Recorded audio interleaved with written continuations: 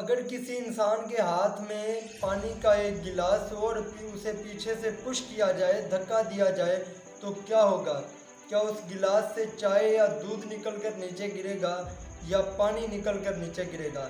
Definitely آپ کا جواب یہی ہوگا کہ اس سے پانی نکل کر نیچے گرے گا۔ بالکل یہی قانون قدرت ہے کہ وہ جب بھی کسی انسان کو آزماتی ہے، کسی انسان کو مشکل میں ڈالتی ہے، تو وہ اس انسان کے ظرف، اس انسان کے صبر کو آزما رہی ہوتی ہے۔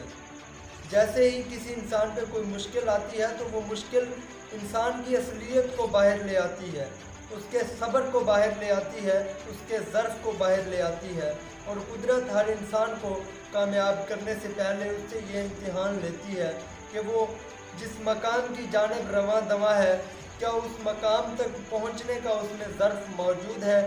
اگر وہ انسان اعلیٰ ظرف ہونے کا ثبوت دے دے تو قدرت اسے ایک دن اپنے مقام پر ضرور پہنچا دیتی ہے، کیونکہ یہ قانون قدرت ہے کہ وہ عظیم کام ہمیشہ عظیم ظرف کے لوگوں سے لیتی ہے۔